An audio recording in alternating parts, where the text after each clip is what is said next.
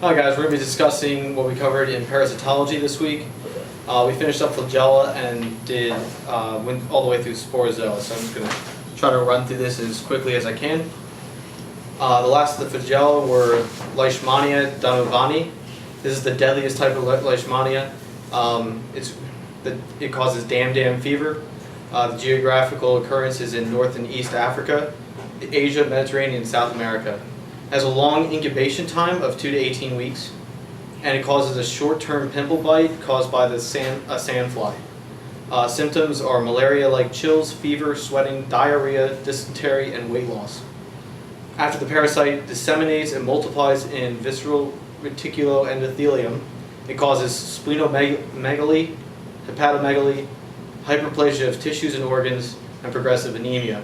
If left untreated, it can cause death, and its deadliest form is Kala-Azar. Another form of flagella is trypanosoma.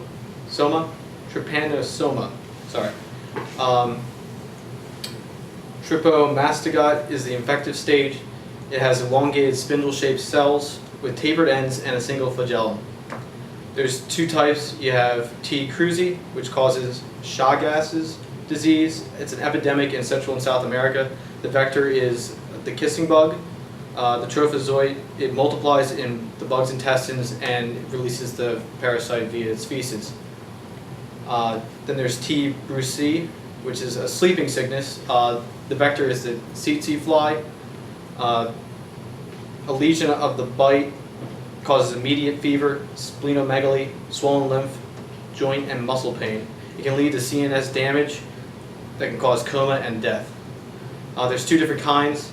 You have T. rosensi, which is in East Africa, found in woodland and lakefront areas, and T. gamensi, which is in West Africa, and it's dense vegetation along rivers and forests. That ends flagella. And we have ciliata, which is the most free-living protozoa. It's ectoplasmic cilia covering its surface. It has two kinds of nuclei, a macro and a micronucleus. Micro obviously is small, macro is large, and it's kidney-shaped. They have well-developed organelles known as cytosomes, and they reproduce sexually and asexually by binary fission. There's only one that we need to be concerned with. It's called Balantidium coli. It requires anaerobic conditions, has a trophozoite and cyst states. It's found in the intestines of pigs mostly, but can also be found in cattle and primates. It's transmitted by fecal contaminated food and water, and if you're a healthy human, you're going to have resistance to it. But if not, symptoms can include abdominal discomfort with mild to moderate chronic recurrent diarrhea or acute dysentery. Moving on to the last category of protozoa, it's sporozoa. These are small, obligate endoparasites of body fluids and tissues in animals. Meaning it has no organelles for locomotion. They have well-developed asexual and sexual stages. This asexual is called schizogony, and sexual is gametocyte production. They're usually transmitted by contaminated food, water, or vectors. They generally involve two hosts, and we'll get into that when we discuss malaria life cycle. The different types of sporozoa, we'll begin with Toxoplasma gondii. Schizogony occurs in all nucleated cells of the animals and birds that it infects. The definitive host is typically a domesticated cat. The feces contain oocytes, which are resistant to extreme environment. The immediate host is humans and other animals. Oocysts break open in the intestine and infects other tissues. It forms pseudocysts that's immune system resistant. And the main disease that was discussed was called congenital toxoplasmosis. This is when pregnant women who are infected have a 33% chance of transmitting the disease to the fetus in utero. This will typically occur in the first or second trimester. It can cause stillbirth or severe abnormalities. In the third trimester, it typically doesn't have an effect. There are also other forms of toxoplasmosis, asymptomatic, mild, acute, and chronic conditions as well. Next is Cryptosporidium parvum. It's an intestinal parasite that infects mammals, birds, and reptiles, so it's a zoonotic infection. Transmission is by contaminated food and water, and it's the same life cycle as Toxoplasma. Symptoms are mostly asymptomatic, but in immune-compromised patients, such as AIDS, you can have headache, vomiting, abdominal pain, and chronic fluid loss. She mentioned that in 1987 in Georgia there was an outbreak of this caused by feces from cows being dumped in the water. 13,000 cases were reported. Nowadays they found that 1/3 of surface water contains this parasite. Next is Cyclospora. It has a similar life cycle and infestation as Cryptosporidium parvum. Cyclospora causes self-limiting diarrhea for 3 to 4 days, and you get it from contaminated water. Pneumocystis carni. It's atypical interstitial plasma cell pneumonia. It has trophocyte and cyst forms in tissue spaces, and it's an opportunistic inhabitant of respiratory tracts. Next we get to Plasmodium, which is malaria. It's one of the most prevalent diseases around the world. The vector is the female Anopheles mosquito, and it's transmitted by its bite.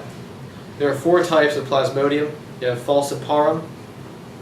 Well, there are 4 different types. You want to distinguish them by how long or how far in between the infections are, where they're located, and what the effect is. So we'll start with falciparum. This is malignant malaria. It occurs every 36 hours. It's the most deadly type. It occurs in the tropics and causes hemolytic anemia of all blood cells. Then there's malariae, which is tertian malaria. It occurs every 48 hours. It's less severe, also occurs in the tropics, and only has hemolytic anemia of older aged blood cells. Then there's ovale, which is Quercient malaria. This occurs every 72 hours, also less severe than falciparum. It occurs in West Africa and invades immature red blood cells. Lastly, there's vivax. It's tertian malaria, meaning it's every 48 hours occurrence. It's also less severe. It's the most prevalent. It occurs in tropic and subtropic conditions and invades immature red blood cells. Now, malaria can occur with relapsing, and there's 2 different kinds. There's recrudescence. This is the failure of the immunity or therapy to cure it, to not destroy all the parasites, so that the parasites rebound and cause clinical symptoms. This occurs with malaria. Then there's recurrence, which is infected liver cells harbor dormant infective cells for 5 to 10 years, and then upon activation it results in clinical symptoms. This occurs in the ovale and vivax types. So the life cycle is a little bit complicated. It goes from sexual reproduction in the fly to asexual reproduction in the host, which is typically humans.